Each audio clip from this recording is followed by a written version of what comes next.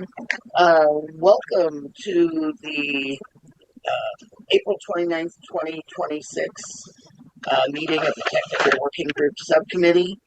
I'm going to call this to order, and let's begin with a roll call and confirm we have a quorum present to proceed with tonight's agenda.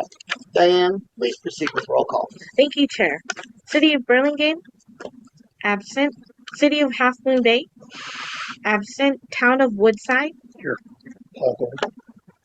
City of Millbrae, Present, online, and en route.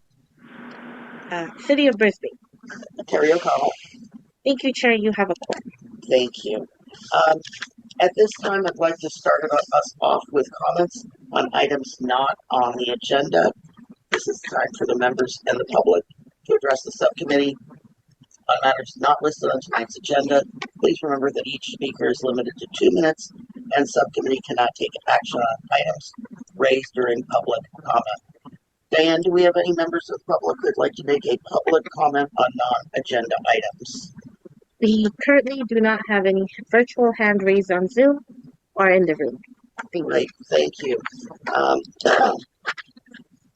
Moving on to the chairperson comments. At our last full meeting, we had a productive discussion on the Fly Quiet program. We can all agree that this program is an important tool, and we want to take this opportunity to be thoughtful and intentional on how it can best mitigate noise impacts in our communities. This meeting is a continuation of that discussion with the goal of taking a deeper dive into the program. At the last meeting, members requested additional information on key aspects of the program, including information on how procedures impact specific communities, some clearer definitions of how each category is measured and scored, a proposed approach for incorporating ground-based noise, and whether the program structure could be simplified or weighted to better reflect overall community benefit. Tonight we'll hear from Bert with that information. The technical working group will continue its review until the program is at a point where we feel comfortable advancing it to a full recommendation to the roundtable. With that, I'll turn it over to Bert to walk us through the presentation. Thank you, ma'am. All right, so we'll go ahead and load up the PowerPoint for this evening. So I worked with Jean, I worked with Vanessa. We went ahead and came up with some images, some bullet points for each of them, and wanted to come together and discuss more. The intent is to show what we have done with the procedures, how we're rating them, and without further ado, I think this is it for us. Nope, wrong one. Open the file.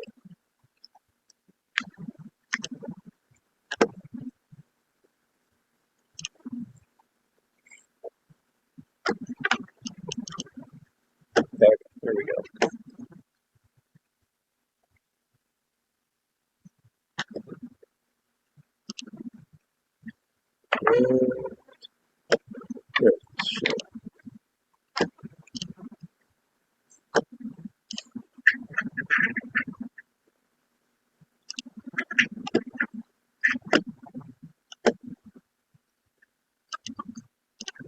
That's just so we could see. I can see out of the corner of my eye. Okay, so what we did is went through each of the elements we were looking at. The carryover Fly Quiet 1, if you would like to call it that, or original Fly Quiet, or whatever. And the new elements, all the elements that are proposed right now are the fleet noise quality, noise exceedance rating, nighttime use of runway 28 right and offset approach to runway 28 right, early turns to arrive runways 28 right, left and right, the Oceanic Woodside Gate crossing altitude, shoreline departures, which is the old name. Nowadays it would be the night or the truck-in, but we still call them that. The stick departure procedures, the gap departure altitudes, gap Santana departures, gap vectoring departures, and ground engine run-ups. And for those of you not in the know in ground run-ups, those are basically performed by the airline mechanics after they do maintenance on the aircraft. They want to make sure that the leak is fixed, the engine part they put on is functioning properly, whatever. But that's the general onus on that one. And we'll get more into that in a moment. So the fleet noise quality rating, the proposal is to encourage airlines to operate the quietest aircraft in their fleet at SFO. I have a historical timeline I'll share with everybody at the end where we'll get into that. And just to let you know, an early spoiler, we are improving. So we'll let you go on that one. Points are awarded to airlines based on the type of aircraft they operate at SFO. Noisier aircraft will bring down an airline's score, and each airline fleet is evaluated based on actual operations at SFO. The noise exceedance rating, we have 29 noise monitors up and down the peninsula, and we use those to monitor the aircraft noise levels as they fly over the peninsula. And we have at each one thresholds, and if they exceed those, it's recorded and we go from there. But points are awarded to airlines based on the number of noise exceedances, the time of day of the exceedances. So we talked quite a bit about CNEL, or Community Noise Equivalent Level, and that is broken into 3 time periods. We have the daytime, which is 7 to 7, and that is straight value. So if an aircraft is 65 decibels, it's 65 decibels.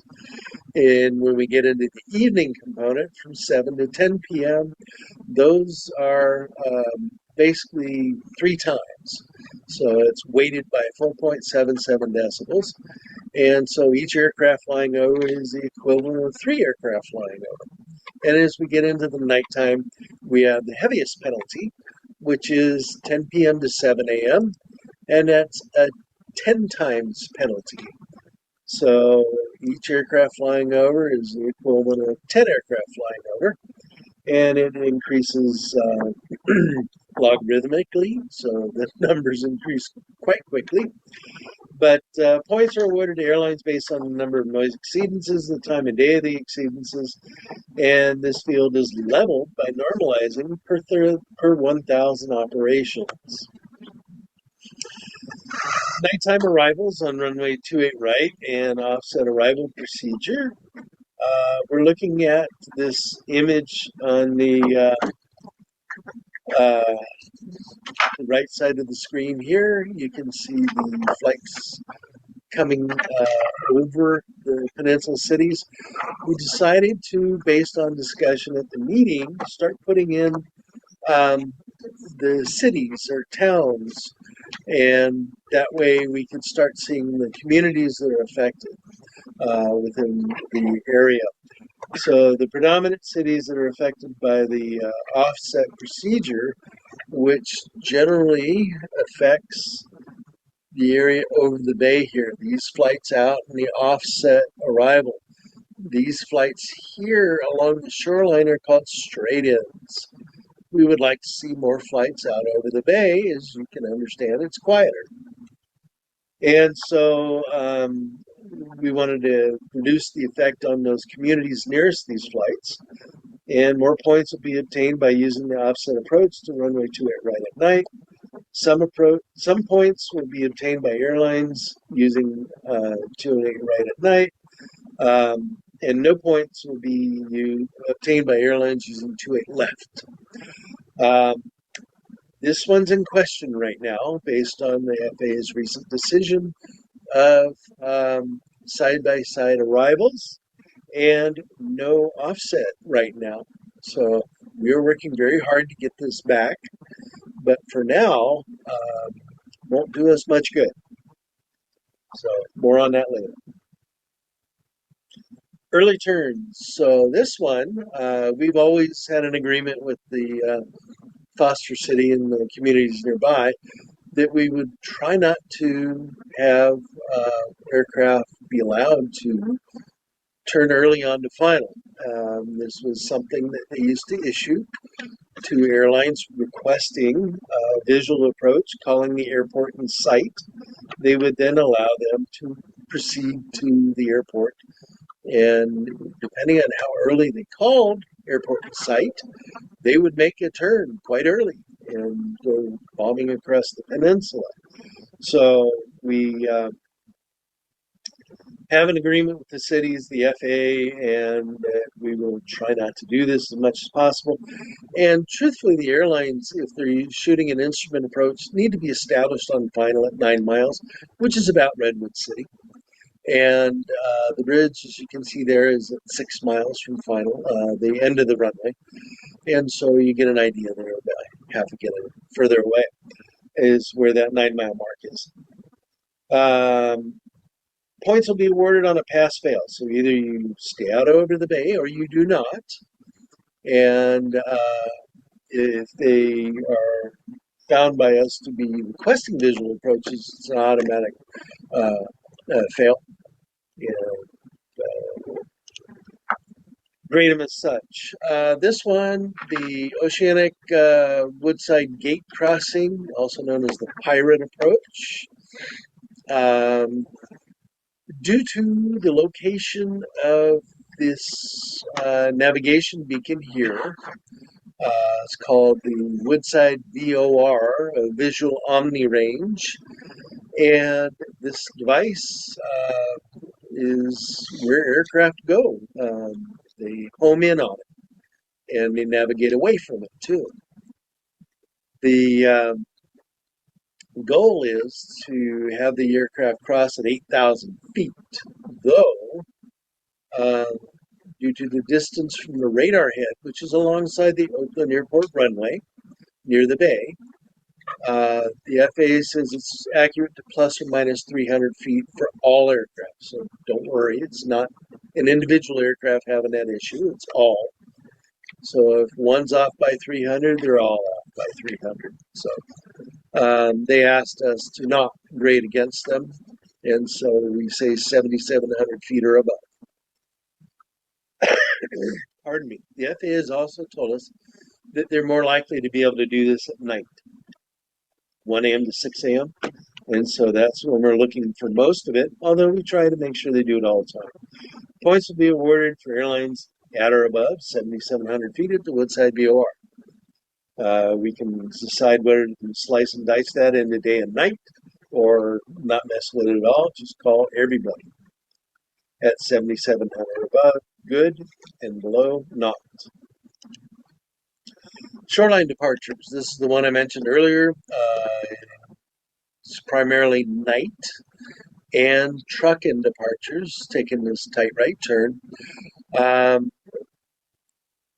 Before Metroplex, it was much easier to do. Now that we have Metroplex, the FAA has converted a lot of our departure procedures into area navigation, or RNAV departures, and these come with them their own set of rules, meaning aircraft must get to the end of the runway before starting a turn. Aircraft must be at 500 feet plus field elevation.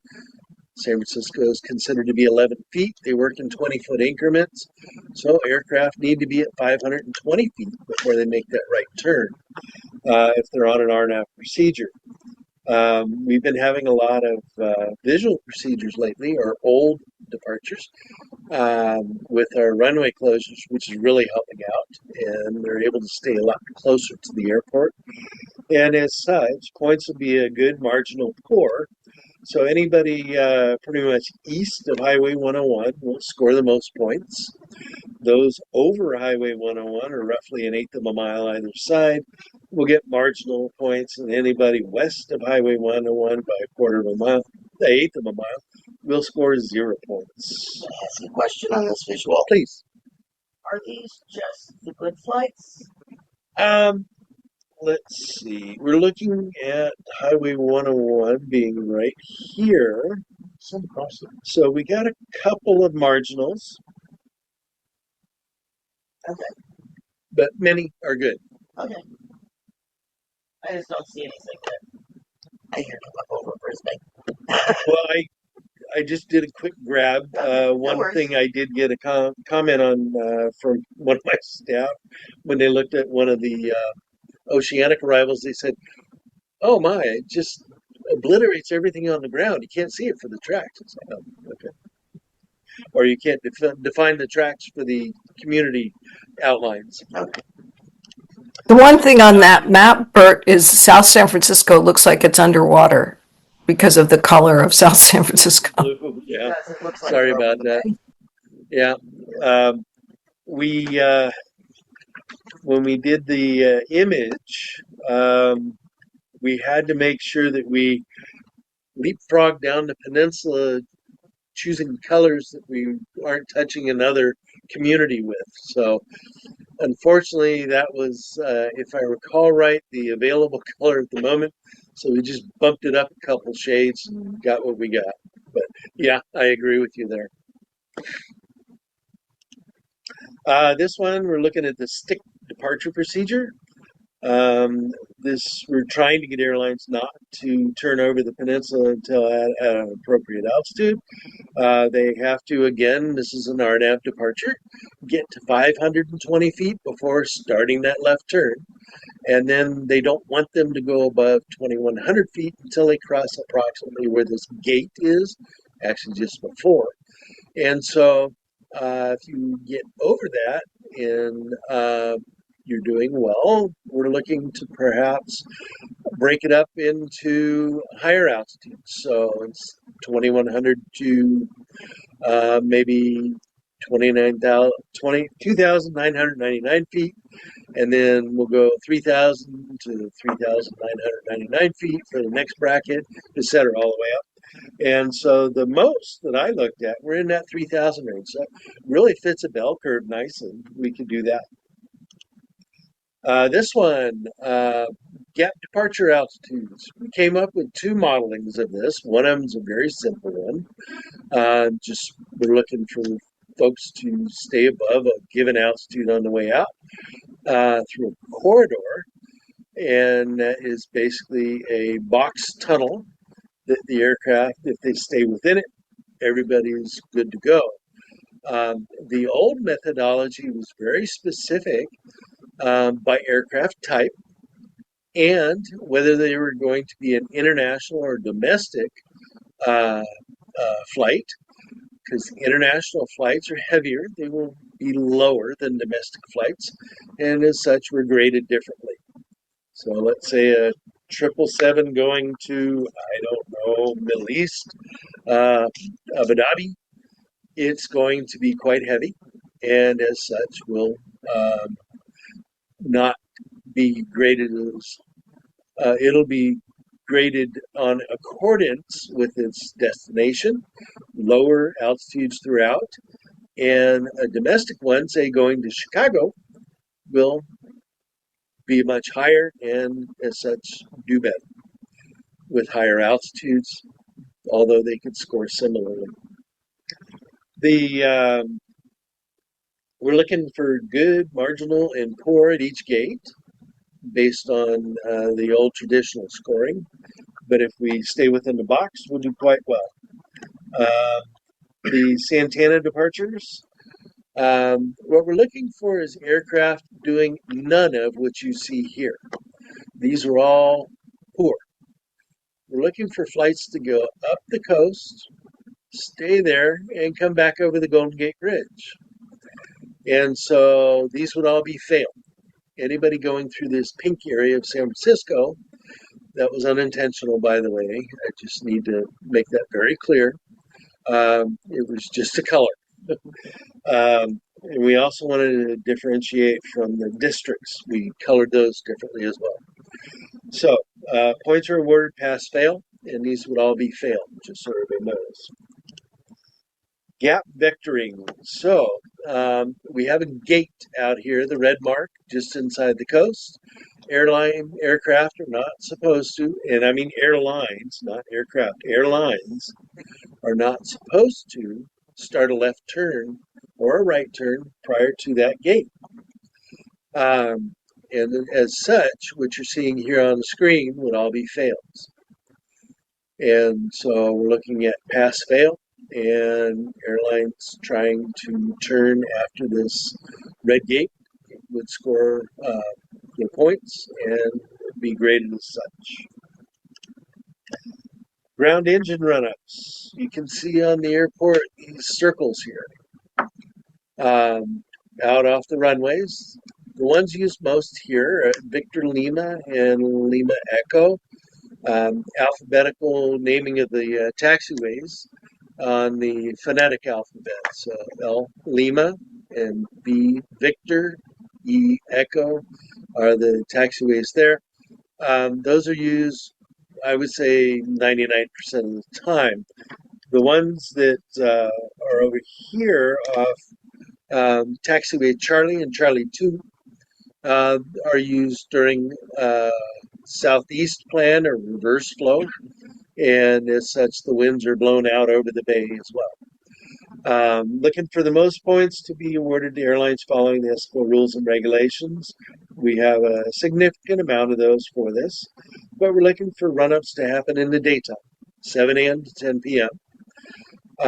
You'll get a marginal amount of points if you do your run-up under this proposal, following the rules and regulations during the night. And if you operate outside the SFO rules and regulations, primarily looking for aircraft that perform a run-up at night and are not departing within 2 hours of that run-up. Now, there may be an explanation for that, such as the aircraft needed more maintenance. We'll buy that. But we won't buy, we just wanted to run it up because we had the time, and trying to protect the community more with that. The rules and regs say 2 hours prior to departure is legitimate. Anything over that is not.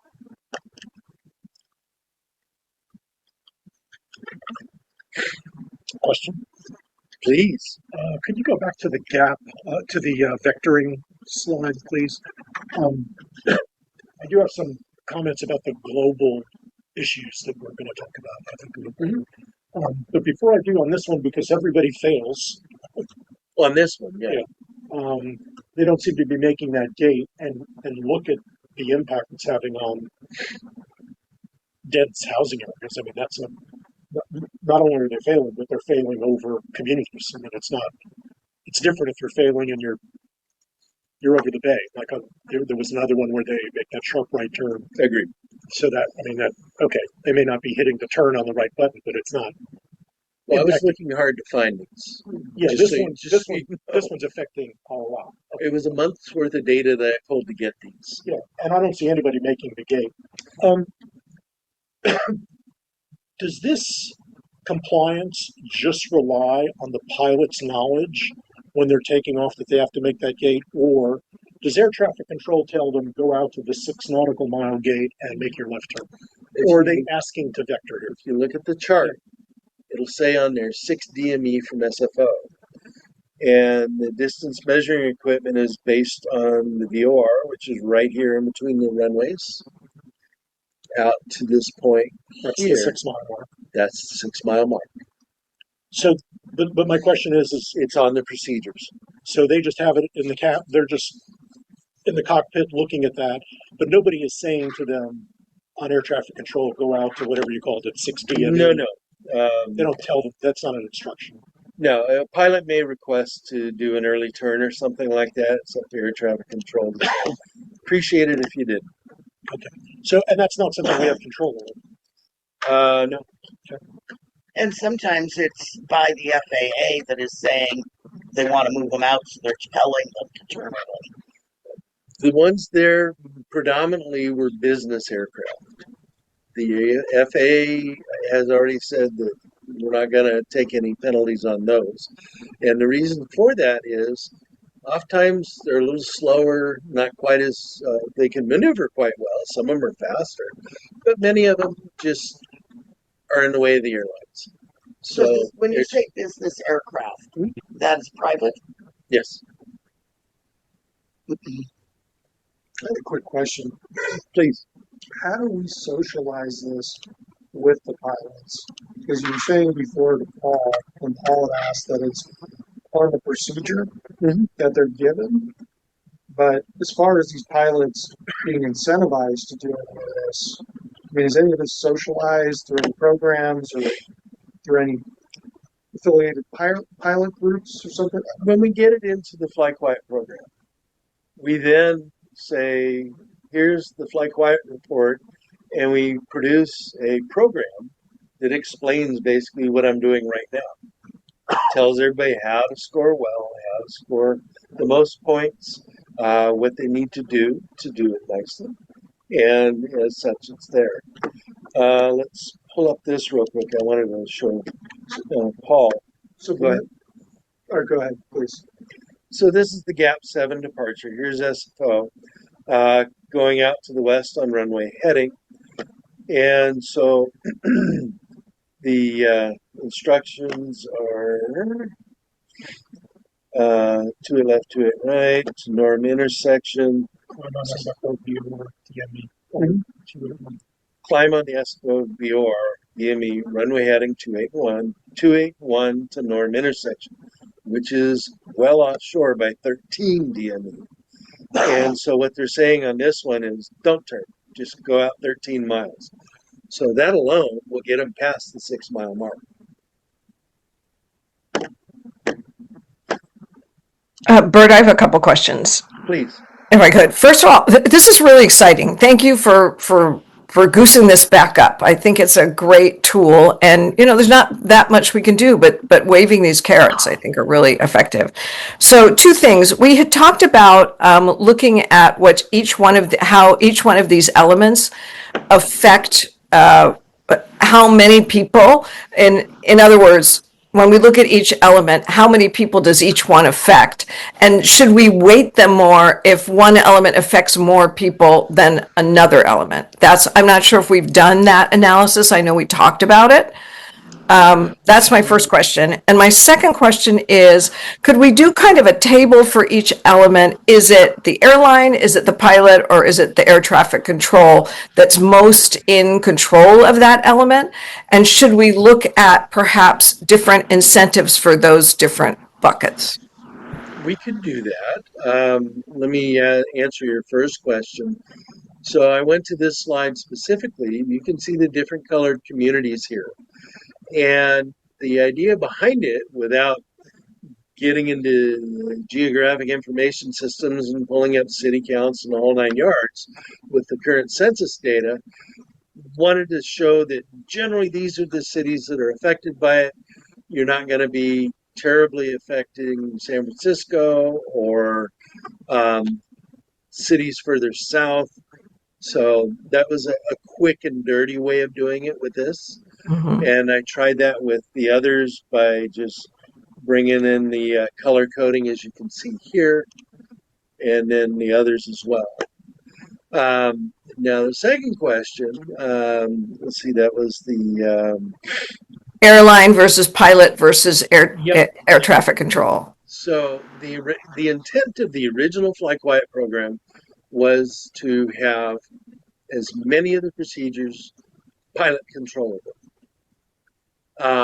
With some of these, we're getting into air traffic control. We're getting into, we always have had the fleet noise going. That's the airline, obviously, Right. hands down. Pilots don't control that unless they choose to fly a specific airframe. But how are we going to rate that? So we'll leave that on the airlines. The others are pretty much pilot control. I'd have to go through each individual procedure, and also getting back to the other scoring point, which was the airline participation. Obviously, that's not pilot, that's airline, and not air traffic control. So, generally speaking, we're running predominantly air pilot controlled, with some being airline controlled, and a little bit of the FAA. And when Madam Chair, I have one follow-up question. When we're looking to give out awards, are we looking to give them to the airlines and also to individual pilots? Or are we still, is that yet to be determined? I would say no. If you go for individual pilots, that's going to be a ton of work chasing those down. The pilots, from our I get it. Yeah. understanding, are just almost impossible. You track it by Okay. airline. We track it by airline. And Thank in you. the past, you may recall we did the quietest flyer. We did the top 3 airlines in that. And Yeah. then most improved in the top 3 in those. The other category was the Chairman's Award. So those airlines that participated at the meetings that helped us out with investigating why certain things were occurring that we preferred they not do. Thank you. To piggyback on Christine's comments, going back to what I was saying, so the airlines are who we're communicating with, but how are the airlines distributing this to the pilots? I mean, my concern is that they're actually participating in getting the messaging out to the pilots. Because without the pilots, like you were saying, predominantly most of these metrics are pilot controlled, not tower or not the airlines. So what we were doing previously, prior to COVID, is sending out a newsletter to the chief pilots, getting the information out. Found out some of the chief pilots were actually going in and posting things on their read board, which basically says, hey guys, why are we not doing the procedures as charted at San Francisco? And we'd start seeing improvements. So that was one way we did it.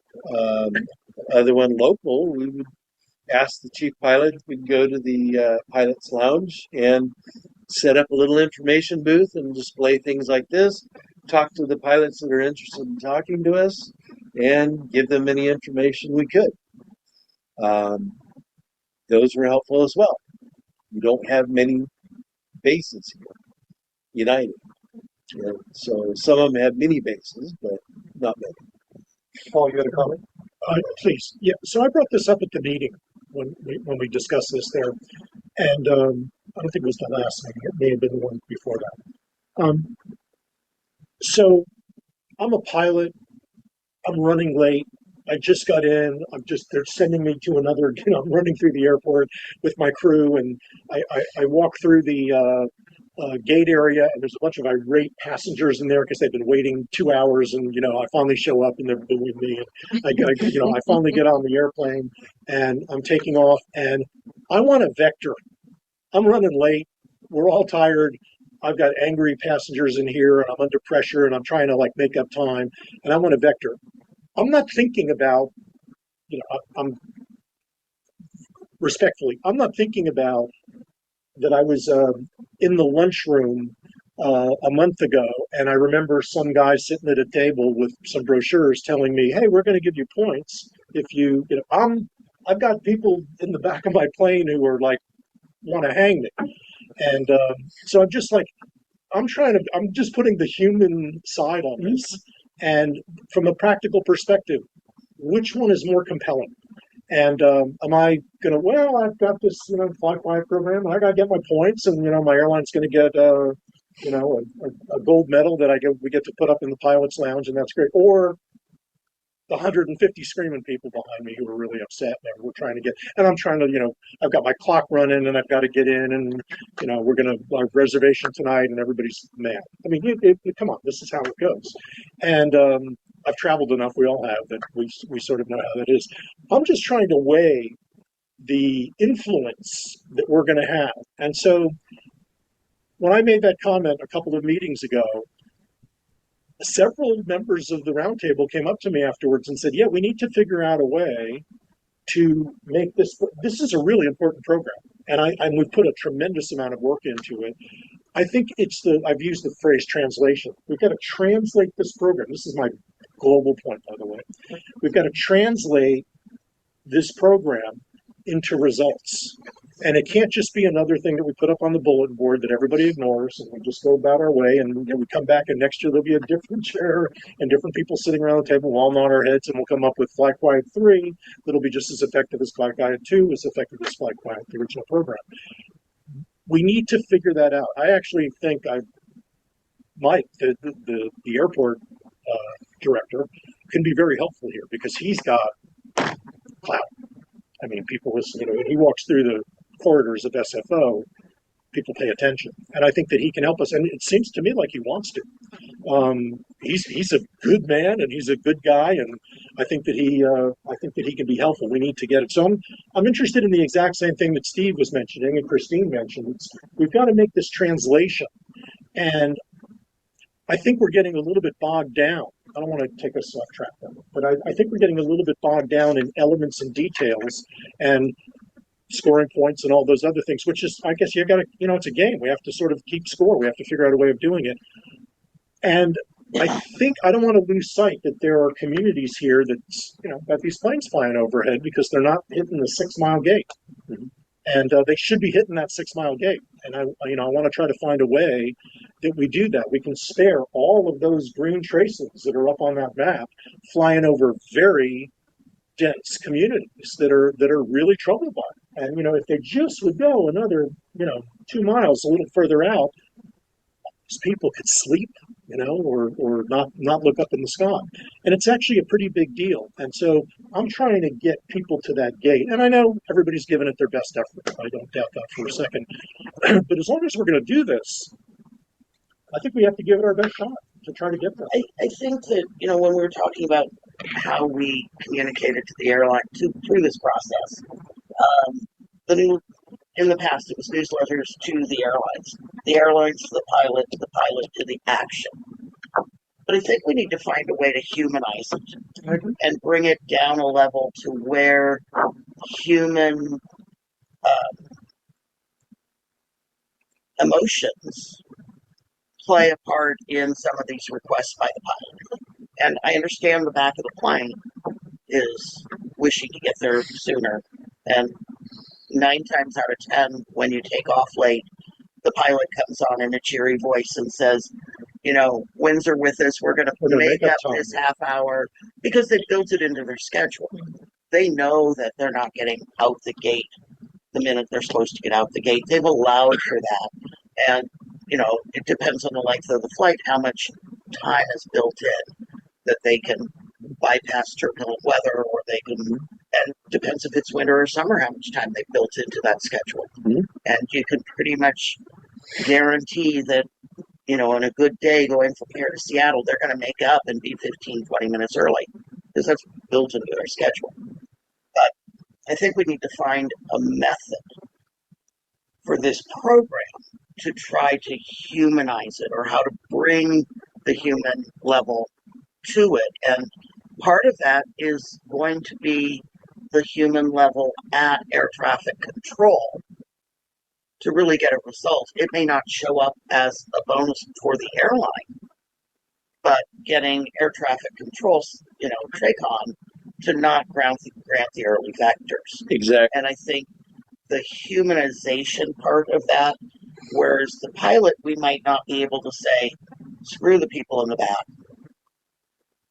Air traffic control doesn't hear those people. Yeah, they're the law. They don't see those angry people. They don't care if they're sleeping or not. They just want to get that plane from point A to point B safely, and get it out of their control and pass them on to the next controller.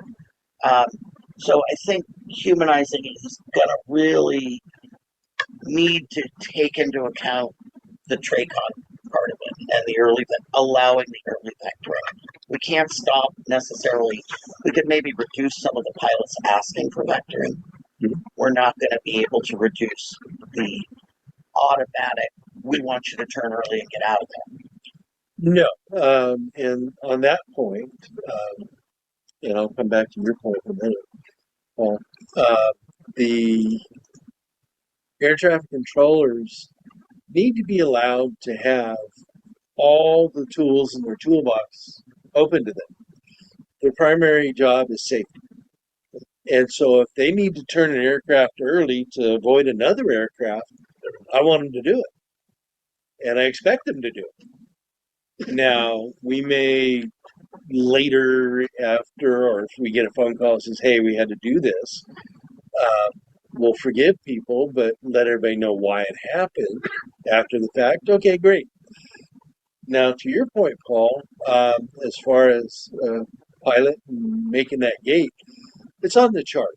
So the big thing, and following on again with you, Terry, is the simple one of, hey, let's get all the controllers to the extent possible, leave aircraft on the procedure. If they're going out to norm, great. Go over the ocean and then make your turn, or go where you need to go. So that's what we're looking for. It's just following the procedures as charted, and that's why we built these around procedures. One of the other things that might go into this program that may humanize it a little bit is, even though we are scoring it on the airline,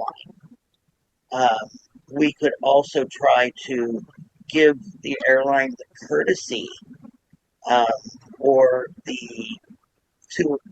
to assign it to a group of pilots or a pilot, so that they're giving out a recognition also that they can get, and we could do it within our purview. We may not be the ones saying, this pilot and his crew have done outstanding, but the airline could do that and bring them in to the brownie point system, where that pilot can say, I got the recognition for whatever they want to call it.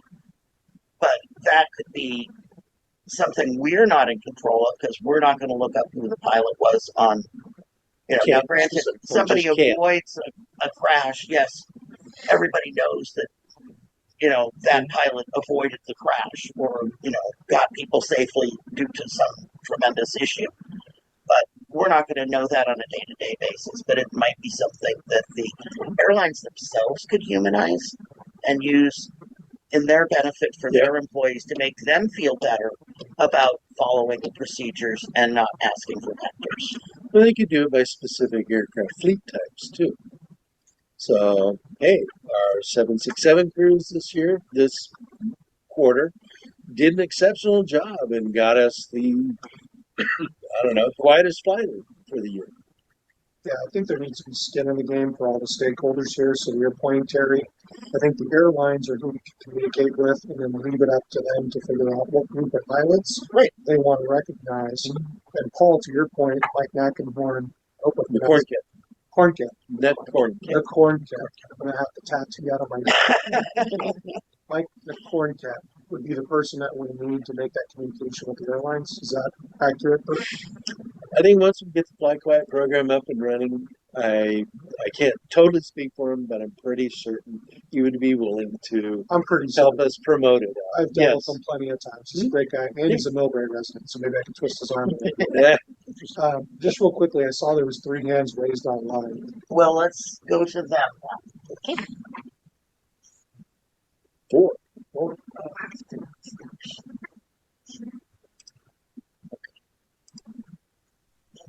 Do you maybe want to stop sharing first? I'm doing it. Oh, it's okay. I've been doing it. Are these public, or are they members? Yeah, this is Gene. I have my hand raised.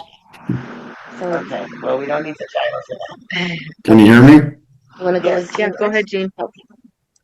Yeah, so I just wanted to say that one of the hands raised is actually Glenn Morse, a retired airline pilot. And so I think, given the discussion we just had, it might be good to have him weigh in on the discussion as an airline pilot from that perspective. Great, thank you. Mr. Morse, please go ahead. Okay, can you hear me? Yes. Yep. Yeah, fantastic. Thank you, Gene. And I have to confess, as Bert knows as well, I've been masquerading as a real airline pilot for a number of years. And so just to correct the record, I'm not an official airline pilot. I am a pilot, and I've worked in flight operations for more years than I'd like to recount. And I appreciate the opportunity to give some insights. And one of the things I wanted to address first is how information like this is communicated to the airlines. I think Bert actually covered it to an extent, but each airline basically has a set of pages in their flight manuals, and now probably on their iPad, that specifically addresses published noise abatement procedures, generally speaking. A lot of times it depends on the program at the airport, it depends on what the program includes, but it could be very specific. I unfortunately don't have access to them at United anymore, and so I can't speak to what's currently published. But I've been an advocate internally to ensure that information like this is published. As it relates to the turns off the gap, and I think Bert mentioned this as well, that they were primarily general aviation. In my experience, and I'll put that in quotes, and I looked at the procedure. In fact, both the San Francisco 4, which is kind of the vector procedure, I think, as well as the gap procedure, both go out to, I think it's Norm intersection. I can't speak to what's happening at the airport, but I don't believe, generally speaking, unless there were special circumstances like a late departure, and even then, I'm not sure that the pilots would ask for an early turn. Now, I don't know to what extent the airport has monitored the ATC communications, and so I don't want to make any definitive statements, but I think by and large on a procedure like that, the pilots will turn when air traffic control tells them to turn, particularly as it relates to separating aircraft from arrivals. Again, I don't know all the procedures in the airspace, but obviously it's very complex, and so there will be circumstances where, depending on how fast the airplane's climbing and what other traffic the controller has, he will be inclined to turn that aircraft, on course sooner. Again, Bert can react to that if he likes. And so that's, again, particularly since the airlines have been great advocates of RNAV, where there's an RNAV procedure developed, the pilots, generally speaking, will fly that procedure. That's the way the flight is planned. They've put on fuel to accommodate those flight tracks. And again, I think it requires the cooperation of ATC, and, to the extent that you're grading the airlines or pilots on the performance on procedures, it's always essential to go back and listen to the ATC tapes, which I know Bert and his staff does, to ensure that the pilots were doing what they were told, so to speak. I mean, they don't have the flexibility unless they're cleared by air traffic to make a turn, and certainly I won't dispute the fact that there will be circumstances where the pilots will. So I think that in listening to the conversation, those are the things I wanted to touch upon, and I'd certainly be willing to answer some questions to the extent that I can if someone has them. Thank you, Mr. Morse. Please go ahead. Yeah, thank you for that insight into it. So I'm going to just come back to the gap vectoring departure slide that Bert had showed a bit earlier. I appreciate your comments. So if they're supposed to follow the procedure, and Bert showed us the procedure up there that they're supposed to go out, I forgot, 13 DME, I think was the actual procedure. They're not even making the 6 DME. Why are not a single green tracing followed the procedure? Not one. And so how is that? I mean, I suppose it's. I grabbed them specifically to show that. Oh, I see. So you didn't show them all. No, I grabbed the bad guys. You just showed the bad guys. Okay, Yeah. I got it corrected. But my point is, this is an awful lot of tracings, and why? I get it, and I think that the chair made a perfectly reasonable point. I think that if air traffic control says no, you're going to go out to the gate, they're going to go out to the gate. I mean, I know as well as anybody that ATC are the cops, and you don't. The cop tells you to do something, you do it, and they don't want to. That's a mark that they don't want against themselves, of course. Yes. Those marks count, and I think that. But it just seems to me like there's a lot of pilots seem to be just, they're either requesting it and getting it, or just vectoring on their own early. So I'm asking you, why is that the case?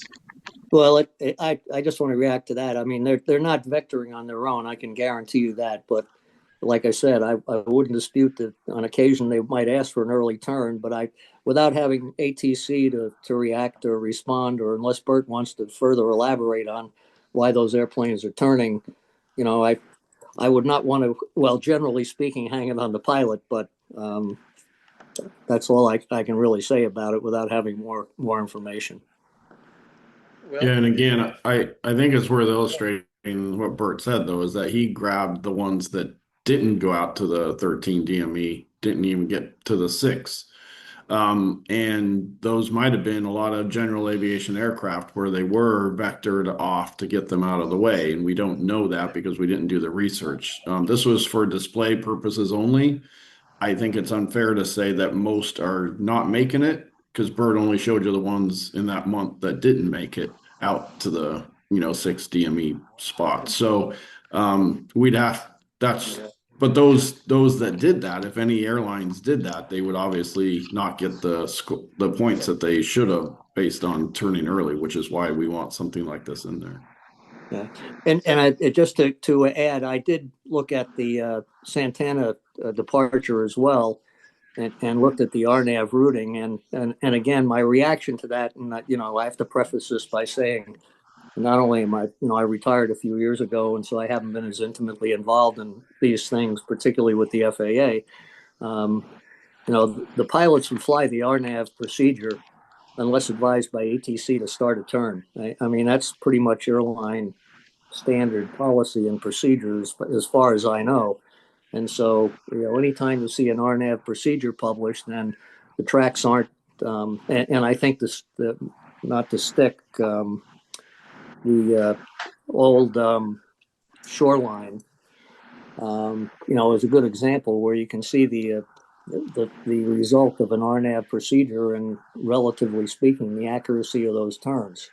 So, again, I think we need FAA as part of this conversation, and because it's a team sport. Yeah, and I think that clearly ATC, I've been referring to them as the cops because I'm just trying to say that what they say goes. And I think the chair is exactly right. If we could get them on our team, we're golden.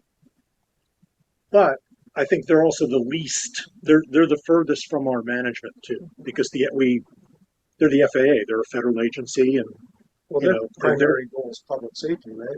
Yeah. Safety of an airline.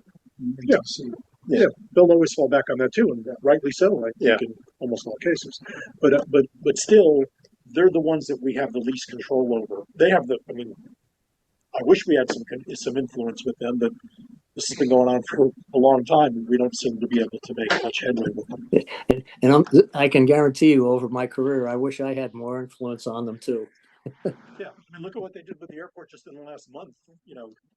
Staggering our spacing on the day we shut down one runway. Well, and I think Bert knows, actually, that's a procedure that's near and dear to my heart. I worked for many years to get the ability to do that procedure in instrument conditions, and to see it taken away was a problem. Yeah, Glenn actually helped SFO and the local communities out considerably with United publishing the FMS bridge approach, which they have. It is considered a special procedure, meaning that an airline paid their own money to have it chartered, do it. And then as other airlines say, hey, may we do that? United lets them.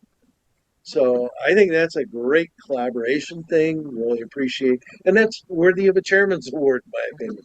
Also, too, Glenn, he won't toot his own horn for this, but he got United to be the first airline in the U.S.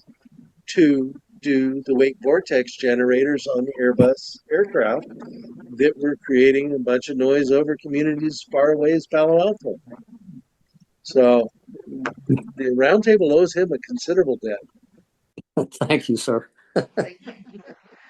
Chair, we do have. Well, I want to go back real quick, if I can, to because I think we were touching on it a little bit to Christine's question as well about, how much of this is pilot controlled versus ATC controlled, and the elements in a fly quiet program are tried to aim towards those things that are in pilot control, knowing that we don't want to discredit airlines for things that are out of their control.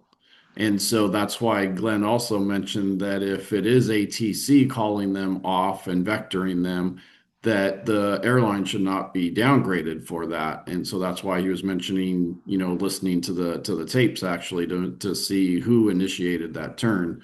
And so anyway, partly to answer Christine's question as well is that we are trying to target these of the things that are in the airline's control, because that's who we are hoping that we get on our side, and they want to help make things better here as well. And so fly quiet programs all over the country are really geared towards those things that are mostly in pilot control. Let's get to the other questions we have so that we let them forget what their questions were. Thank you, Chair. We have two hands raised on Zoom. First with Ms. Yapley, then with Ms. Mary Jo Fremont. So Ms. Yapley, please go ahead. Two core priorities from TWG and the Roundtable. One is equitable consideration of Roundtable cities, and the second is effectiveness in reducing noise. Ground tracks on maps are insufficient. Presence under a flight track does not equate to noise reduction along the full path. Equity and effectiveness require assessing noise changes by community location, flight volume, and whether airlines will change behavior. Further analysis would help ensure these priorities are fully addressed. Two examples: crossing Woodside at 7,700 feet. A minimum altitude may benefit Woodside, but it shifts noise to downstream communities. Menlo Park, East Palo Alto, Los Altos, Mountain View, and Palo Alto. Woodside at 7,700 prevents a continuous descent to the bay and requires deploying flaps early to meet speed and altitude constraints. This increases airframe noise over downstream communities. The FAA research shows altitude is a factor, but altitude arrival noise is strongly driven by speed and aircraft configuration. Nighttime arrivals, runway 28 right. Runway assignments are controlled by ATC. For example, too much conflict with Diamond, not airlines. So scoring this element cannot influence airline behavior and is not effective. Also, strengthen airline engagement with substantive actions. Add delivering pilot training and review of fly quiet results. 4 airlines at JFK, LaGuardia, and Newark achieved perfect scores for these. Fleet noise quality. The flex engine noise is not relevant to departures. This element does not meaningfully reduce noise for arrival communities. Research consistently shows arrival noise is driven by airframe noise, not engine noise. Equity. The conceptual spreadsheet that I've asked Vice Chair Good to distribute shows a preliminary review that there's uneven coverage. With 3 arrival communities having 0 elements. Categorizing by arrivals and departures is insufficient. You have to look at it by community. Thank you. Sorry. My first time using that one. Please, Valerie, go ahead. We didn't mean to cut you off there. Okay, sorry. I thought you were cutting me off. The machine was doing it automatically, but I would like to have you continue. Okay, I kind of speed it up. Let me kind of go over so I could finish my last 2 points. But research does show that arrival noise is driven by airframe noise, not engine noise. So newer aircraft with quieter engines may actually increase arrival noise because they require deploying flaps early to slow down the planes. So fleet quality noise is really something for departures, not arrivals. And my last, which is what I think was just handed out, is I did a spreadsheet of these 13 elements to try to look at equity. And this does not cover effectiveness. I think that needs to be covered on a different chart. But what I've sent out is that if you look at how each of these communities are affected, some communities have 0, some may have more. But categorizing by arrivals and saying we have arrivals and departures so everybody's covered really isn't sufficient, and we need to look at it from an equity perspective. Thank you. Thank you. Thank you. Miss Mary Jo Fremont, please go ahead. So, four additional suggestions to help address the points that Darlene just raised about improving coverage of arrivals and effectiveness. One is to add a bodega over the bay element. The bodega arrivals from the north are split between bodega east over the bay and bodega west down the peninsula. Over the bay is better because it eliminates noise for all peninsula cities and it's shorter. Before next gen, the split was 50-50. It's now about a third over the bay. So given that SFO already tracks that split, SFO should add a bodega split element to encourage airlines to fly over the bay. 2, add a night hush element. The FQP references night hush on the stick departures, noting that flights using stick instead of night hush between 1 and 5 a.m. do not get points. That's not a positive incentive. Airlines should get points for using night hush and for turns close to gobs. 3, review the noise exceedance ratings. The current exceedance thresholds are averages across aircraft, procedures, and airlines. This averaging masks meaningful operational differences. The rating should be based on the same procedure and comparable aircraft, so the differences in how airlines fly the planes are visible and can drive behavior change.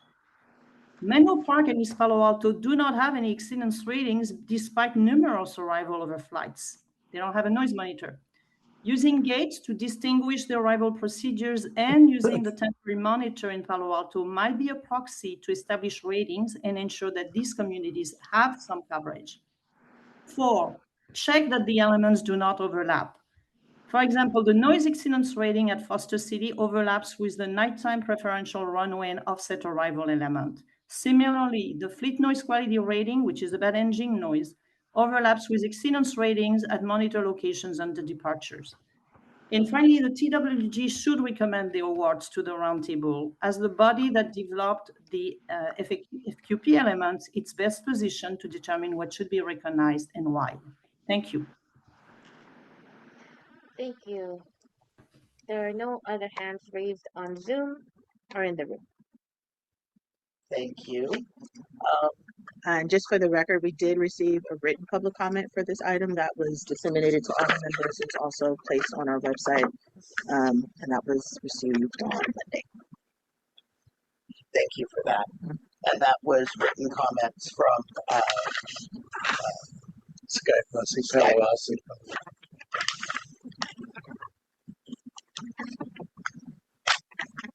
So do we have any more discussion here as a group on Bert's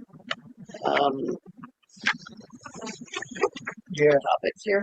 you know, my opinion, I would suggest, I think this is a first good go around. I think we've reduced the number of metrics we're looking at, but I'm a big believer in getting input, and especially I know talking with Vice Chair Gold, we had talked about potentially bringing the public in a small format to really drill down and try to understand these metrics. I think something that really resonated with me was the equitable comment that came out earlier.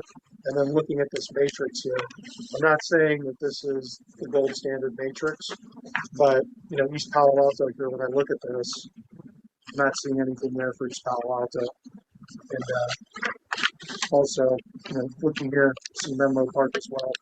So my recommendation would be this, and I don't know if anyone wants to second this or how they feel about it, but maybe a very small ad hoc group from TW with maybe a member, 2 max of the public. We would all agree on who that would be. We get together, Bert would obviously be involved, Gene, and then we really just finalize it. We need Terry, you'd be involved as well. Vanessa, we get a list together. Matter of fact, got one right here that I was thinking of since we're suggesting. If it's ad hoc, is that a Brown Act issue? Yes, I was just asking Diane how many members. Well, if we do an ad hoc, what if we did a workshop where we consider it a workshop? I think that and it's publicly notified, so more people can be in the room. It wouldn't necessarily be televised when it's a workshop, or recorded.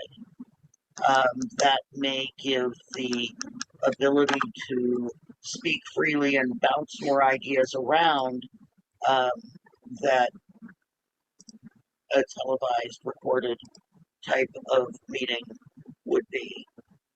I know that our city has used workshops in the past where we can have a more collaborative, open conversation and involve the public. And that is one way to work around that. I'm certainly willing to do something like that and give us more time than this format allows. Yeah, I think there's two things. One, we want to move this forward, but we want to do it right. We don't want to just put something forward and then a year later, all to your comment at the beginning, we come back and we're back to square one, no resolve. So a workshop would be a great idea. Somewhere where there's not as much pressure, we can have a conversation about what we're looking at right now and make some recommendations and also get some public feedback as well. So that'd be That's a good idea. And then with that workshop, bring it back to TWG. Yes. That would bless it and bring it to the full roundtable. Well, they would incorporate any of the ideas that had merit, Yeah. and be able to formally propose those to HMMH or to the airport, or, and I would hope that Bert would be involved in this. But yeah, no, I think that's a good idea. And yes, I think that the result, it should be a TWG workshop, not a roundtable workshop. Yes, I agree. And just none of the names of the people that I had thought off at the top of my head a couple days back. Vanessa, obviously, you're in there. Paul, Terry, myself. Miss Yapley's interesting. I would recommend seeing if we can get a little bit of input from her if she's got the time to join. Mary Jo as well made public comment. Bert and Jean, I think that's a. So are we okay on? I'm just. I just want to make sure. I guess if it's a workshop, we're okay no matter what. I think so. Yeah, so I would think that a workshop of the roundtable would be better because then you can have more members people. before you hit the quorum number. A workshop of the workshop is allowable. You can publish a workshop and you can have it like a community workshop where TWG or roundtable members can attend also. How many members in TWG? Five. I keep So saying 3 is a quorum. So if the three, so we show up, we've already blown. Yeah, but I think there is some. I think there are workarounds for workshops specifically. If it's advertised as a public workshop, if the community, if it's free to attend, if it's from the roundtable too. If it's from the roundtable, and you have 4 people, that's fine. It could be 13 people. So that's why I was thinking maybe of the roundtable might be a better number because you can have. Well, but in theory, that's the same thing as having another TWG meeting, which we also could do and just have more of these meetings where the public is. But I think we want something a little more. Well, I would want the public engagement because, even today, thank you for being gracious and allowing Darlene a couple extra minutes to speak during public comment. But I'd love to have that element of having the public a little bit more involved and have a seat at the table. But what I don't want to do is where we get people that pretend they're lawyers because they play them on TV at the table with us giving us bad advice. So I'd rather make sure we got people that credentials and. I'm not sure how, if it's the TWG and it's a workshop, we have a quorum issue because we're a Brown Act issue. But again, I would have to look into that more, or have staff, of course, staff would look into that more. But whichever works. However it works. Yeah, that's a technicality. It looks like we have Christine with a hand up too. Maybe she's got some comment on this. Please. Yeah, I was just thinking how useful it would be to have a pilot or a recently retired pilot that's been flying in and out of SFO. I don't think we could get any better advice than we could get from someone who's actually been flying these planes for years. And maybe Bert could help direct us to somebody, but I think that kind of expertise for this discussion, because those are the people that are literally sitting in the driver's seat, would be really useful. If I may, at a prior technical working group meeting when Sam Hindi was still chairing it, we had two pilots that joined us that work now for the FAA. Okay.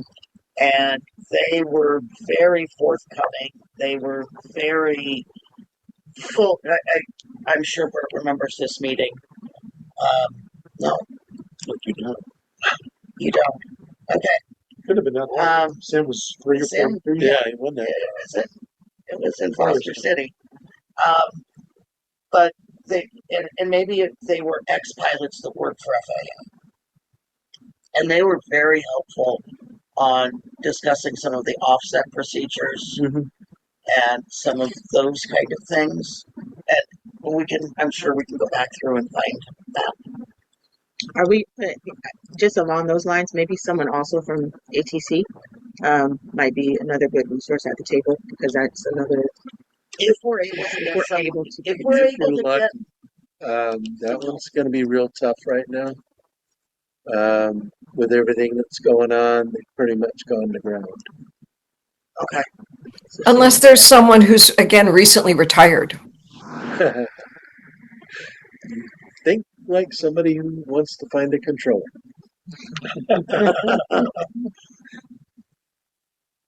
I think those are all great ideas.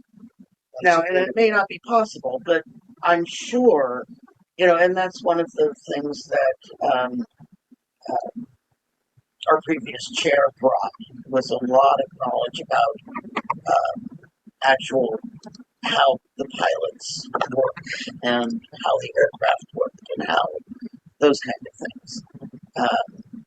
So is there buy-in for having this smaller group? I mean, or whether it's a workshop? Yes. Or there is. Okay, good. So that's possible. We have to figure out what it's going to be comprised of. And Christine, is there agreement on your side? Yeah, I mean, I'm just trying to think. We always know that we've got residents who are concerned about airport noise, and we want to put together something where we're really drilling down on a program with incentives that we think will be effective. Not another session where we're airing people's grievances, because we know the problem. So we really want to set this up so that we're focused on solving the problem. And I just think the expertise, like you said, somebody from ATC would be useful. And I understand your point, Bert. They're all too busy right now.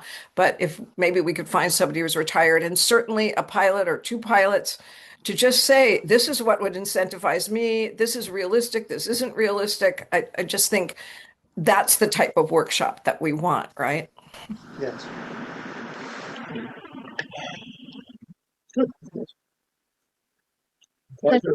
So I know that we do have Miss Yafley and Miss Fremont on this video with us on this meeting. Would either of you like to participate in this type of session? They both raised their hand. I assume that means yes. Yeah, thumbs up. Thumbs up. Thumbs up, yes. And we have, by the way, a suggestion for the ATC. Than McLeod, who is an expert and retired ATC person, would be an excellent contributor to these discussions. And I believe SFO has a contract with her right now. So you can talk to Bert. Who was that person again? Dan McLeod. She's sharp cookie. Good. If I may, I did create one more slide deck, 2 slides. I'd like to show this based on a historical trend line for the Fly Quiet program that I have.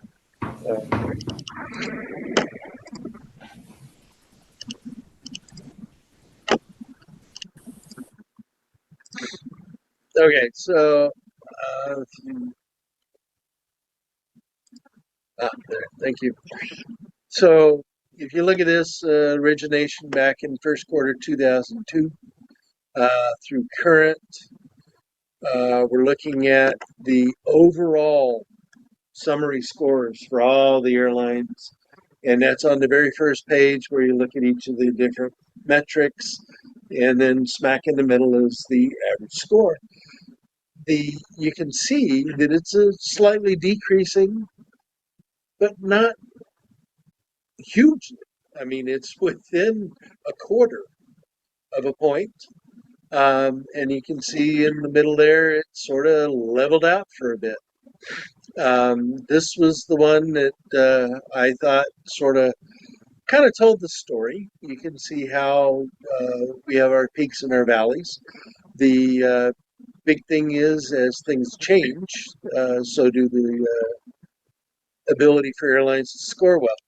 In the next one here, we're looking at the fleet noise quality, and I wanted to definitely show this one because you can see solid improvement in addition to how the airlines are bringing the quieter aircraft in, into SFO with that blue line. The red line is the nationwide. So if you think about it, with United flying to the multiple destinations they do within the United States, they are bringing their quieter aircraft in here, as are many of the other carriers. So, just wanted to share this. And this is where the higher the line, the better. Yeah. Definitely. We're looking for 10. And the upward trend, we want something that's moving us up towards 10. So this is fleet composition, Yeah. which we don't control. I mean, there's so many factors in that. Right. I said this Modernization. one's controlled by airlines, not Yeah, pilots. airlines. Could you go back one slide to that one? So this covers 24 years. Well, just let that sink in. I know, right? Friends. That's 24 years, and we're within a quarter of a percentage point on this from start to finish. Can I ask you a question? That's a sad. It's actually. I don't mean to cut you off, Paul, but just the question is, we're talking about the Fly Quiet program summary scores. The next slide, we're talking about the improvement of the aircraft. The fleets. Yeah, which is showing that fleets are getting quieter. So you would think that over the 24 years, if you go back to this previous slide, the comment, you would think there'd be some kind of improvement, right? With technology getting better, quieter airplanes. Well, we had to counter the fleet improvement. Yeah. We had our Other metrics. RNAV procedures implemented on us, Yeah. and thereby the shoreline departures suddenly went from good to marginal and poor. I guess to my question, or the question I would pose, are all those metrics over the 24 years, which I'm sure have changed numerous times, just like we're talking about right now? Not immensely. I mean, has it really? We've added Foster City, and we have periodically gone in there and evaluated, say, a specific aircraft type. Best example is the Airbus A300, A330. We noticed that we started out originally with one airline doing it, and as we looked at it over time, we realized this airline was scoring poorer and poorer. We realized that other airlines were flying that aircraft much better. So we went ahead and shifted the bell curve for that fleet type and made it appropriate. And it changed the scores. But I think where you're talking about is visible here. So you can see here in 2017, we had a lot of airlines starting to get rid of older, noisier aircraft on the overall fleet, and it bumped the nationwide score up. I think there were some tax too that had the depreciation things that they invested in it because they get to instant write-offs. No argument. 100% of their investments are gone. So things like that. So this goes back to 2002. just point of information, I go back on the airport roundtable to 1999. You go back to like the late 1800s, I think. But I mean, Year before you, 98. was it 98? So 99, I've been coming to the Dave Chet Cutie, library in Millbrae, and I saw Bert sitting in that same seat for 20 some odd years. 28 years. And I mean that previous graph breaks my heart actually to see that's not a lot. It's not to be raising up the flagpole. And there's some things in there that just you're never going to change, as I've shared with you before. You have a given cargo carrier or a given aircraft operator, unless they change something, Well, that's the it's whole. not going to change. I couldn't have wrapped this up better. That's exactly why I'm passionate about this tonight. Is I don't want to do Fly Quiet 3 and 4 and 5 and the next 20. I won't be around, but the next 20 years in the Dave Chet Cutie library, and there's people sitting in this room talking about the next Fly Quiet program and how they're going to one more time with feeling, and it's just not. we can do it now. I think that there's things we could do. It's that translation issue, which is why we need the pilots that Christine was talking about. So I did just want to bring up that there are 2 categories in the program that we're offering, which are the community engagement points. And so that might be an opportunity for us to whittle down into how we engage with the airlines and with the pilots. And, we haven't really talked about that much. It is one of the, procedures that's on the table. But, we're thinking of giving points for airlines who come in and either do a presentation, but that could be a deeper dive. Airlines who do X or something that can get that communication with the pilots. So that's just something to think about also that we may want to talk about in that smaller group. Yes. Great idea. So, any final things from our members online? And if there's no further business, thanks to everyone again for joining us tonight. And special thanks to our staff and technical team for all the work behind this effort. And it is 7:32 and we are adjourned. Thank you all. Thanks so much, everybody. Thanks, everyone. Thank you, Christine, for participating.